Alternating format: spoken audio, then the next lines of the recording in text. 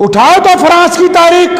ये फ्रांस वाले बार बार क्यों मुसलमानों के खिलाफ बोलते हैं? फ्रांस ने 5 दफा बैतुल मुकद्दस पे हमला किया। फ्रांस का बादशाह 5 दफा 10-10 लाख फौजी लेकर बैतुल मुकद्दस पर कब्जा करने के लिए बढ़ा। उठाओ तारीख, 5 दफा इनको जमीन दोस्त किया गया, 5 दफा इनको नाकाम लौटाया गया, 5 दफा इनको मिट्टी में मिलाकर सुल्तान सलाउद्दीन अय्यूबी ने वापस भेजा। इसलिए आज फ्रांस वालों को तकलीफ होती है, वो बार बार हमारे खिलाफ बोलते हैं। सलाउद्दीन अय्यूबी रहमतुल्लाह अलैह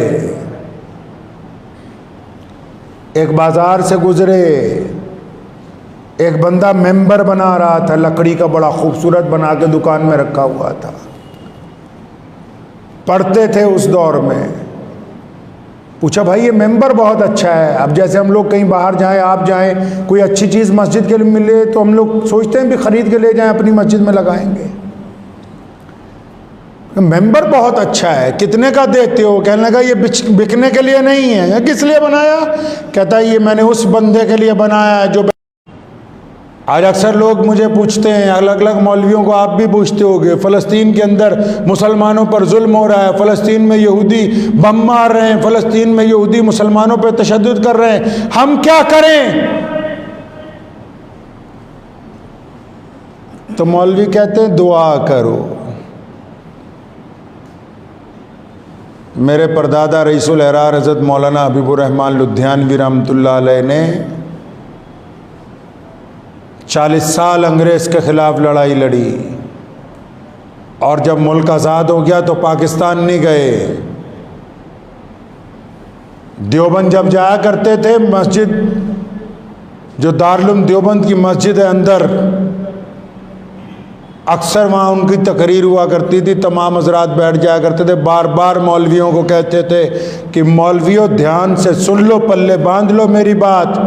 बुज़दिली का दूसरा नाम मसलहत पसंदी है। अगर तुम मसलहत की तरफ चल चुके तो फिर तुम्हारे हाथ से इज्जत और नामूस सब कुछ निकल जाएगा।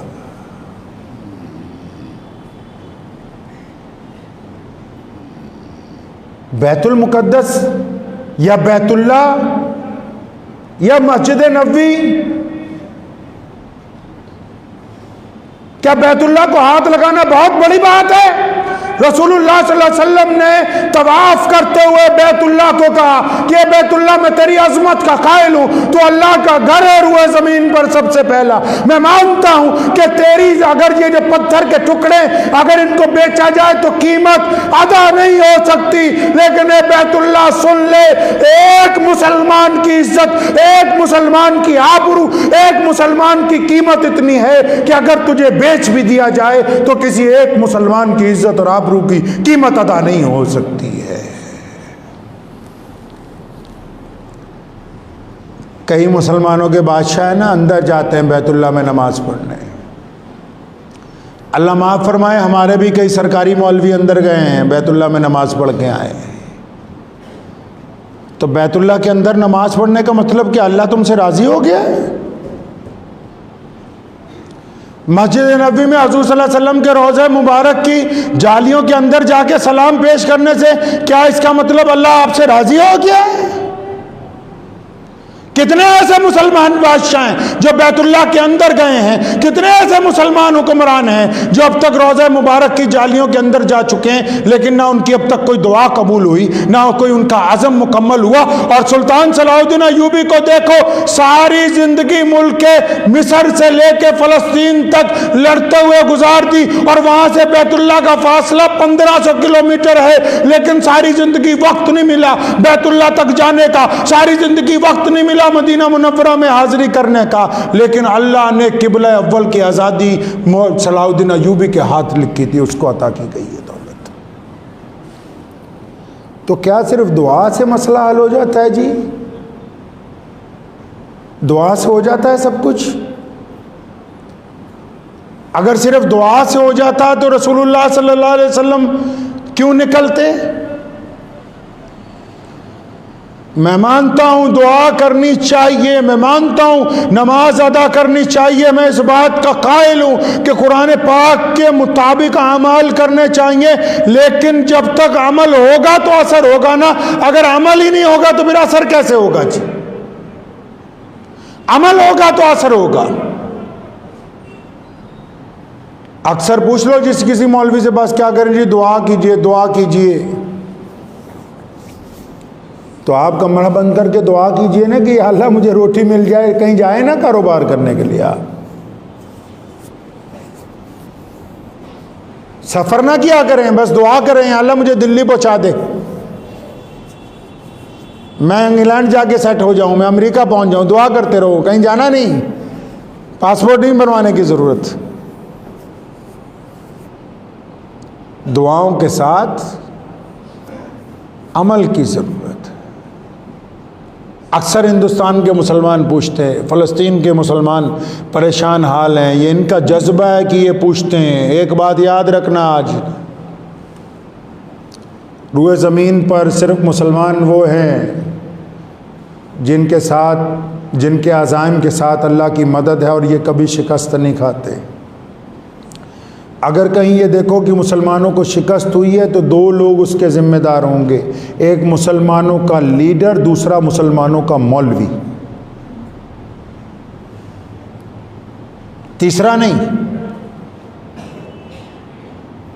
लोग पूछते हैं फ़लस्तीन में ये कुछ हो रहा है, हमारे यहाँ दिल्ली में डड्डू ड्रामा कर रहे हैं कई मौलवी जी, प्रेस कॉन्फ्रेंस करेंगे, कई लोगों का फ़ोन आता है जुलूस निकालें।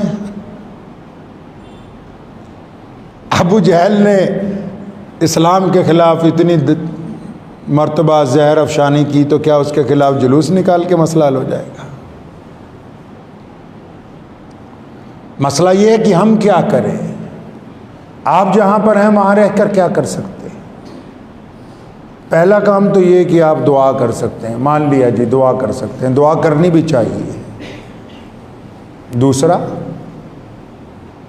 क्या आपको नहीं पता जो मजलूम हो, कुरान ने कहा है कि उनकी मदद करो, रसूलुल्लाह ने कहा है उनकी मदद करो, और आज 2021 में पूछते हो क्या करें? क्या तुम्हें नहीं पता कि फ़लस्तीन के जो मुसलमान हैं वो माशी तौर पर कमज़ोर हैं, इक़्तिसादी तौर पर कमज़ोर हैं? क्या तुम्हें इस बात की खबर नहीं है हिंदुस्तान के मौलवियों कि पूरी दुनिया के अलग अलग मुल्कों में मुसलमानों ने NGO बना के बेशुमार काफ़िले फ़लस्तीन भेजें, जो दवाइयाँ लेकर जा रहे हैं, जो कपड़े लेके जा रहे हैं, जो साजो सामान लेके जा रहे हैं, इसलिए कि उन ज़ख्मियों की मदद हो सके जो परेशान हाल हैं, जो गिरी हुई इमारतों को बनाने के लिए जा रहे हैं। क्या तुमने सिर्फ दुआ ही करनी है और कुछ नहीं करना है?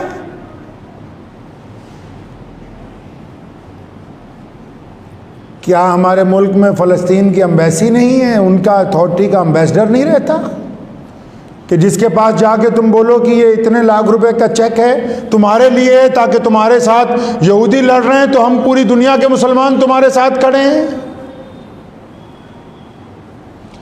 क्या ये मुमकिन नहीं है कि तुम ये कहो कि जिस दिन हम मक्के जाएंगे, मदीने जाएंगे, तो हमारा ट्रिप एडवाइजर हमें तीसरी जगह बैतुल मुकद्दस लेके जाएगा?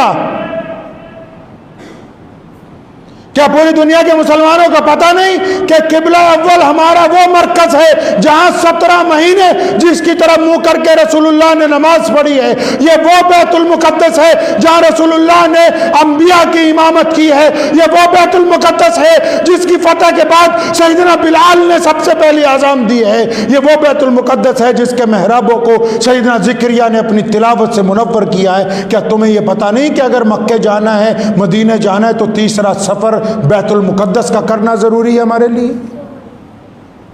किसने रोका है? क्या पूरी दुनिया से लोग जाते नहीं हैं? तो हम क्यों नहीं जाते? बार बार पूछते हो क्या करना है, जाओ उन लोगों की मदद करो, जाके 500-500 रुपए मुसाफे में दे के पले पलाए मुल्लाओं की दुआएं लेने से बेहतर है कि उन जख्मियों के लिए मरहम पट्टी का इंतजाम करो जो बार बार पुकारते कि राउल आलमीन तेरे वो मुसलमान बंदे कहां हैं और कब तेरी मदद हमारी तरफ आएगी? कहो इनको जो तुम्हारा हज का वीजा लगाते हैं कि हम हज उस दिन करने जाएंगे जिस दिन हमारी एक फ्लाइट बैतुल मुकद्दस में उतरेगी साथ में। बताओ इन वीजा लगाने वालों को कि हमने पूरी दुनिया के मुसलमानों ने हज बैतुल्लाह करने के बाद जाके नमाज मस्जिद अक्सा में अदा करनी है। हमने उस मुसल्ला के पीछे जाके सजदा करना है जहां रसूलुल्लाह ने सजदा किया है। हम उस मस्जिद में जाके अजानें सुनेंगे जहां बिलाल ने अजानें दी हैं। हम उस मस्जिद के सेन में खड़े होंगे जहां उमर फारूक ने अदल और इंसाफ का परचम बुलंद किया। इनको बताओ जाकर दुनिया के हुक्मरानों को। मैं मानता हूं कि हम लड़ने नहीं जा सकते, हम कोई फौजी मदद नहीं कर सकते, तो दो काम तो कर सकते हैं कि नहीं? उनकी इक्तिसादी मदद तो कर सकते हैं, फाइनेंशियली मदद तो कर सकते हैं। आज ही मैं पढ़ रहा था यूके की और दुबई की कितनी मुसलमानों की एनजीओज हैं जो बेशुमार दवाइयाँ और खाने पीने का सामान लेकर बैतुल मुकद्दस की तरफ गई हुई हैं। टर्की के कितने मुसलमान हैं जो वहाँ गए हुए हैं।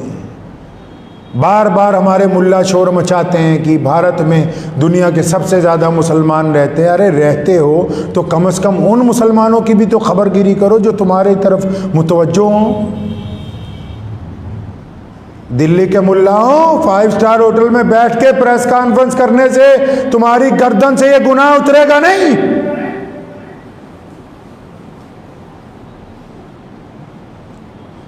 सिर्फ एक कागज का टुकड़ा अखबार को बेचकर बरी नहीं हो सकते हो।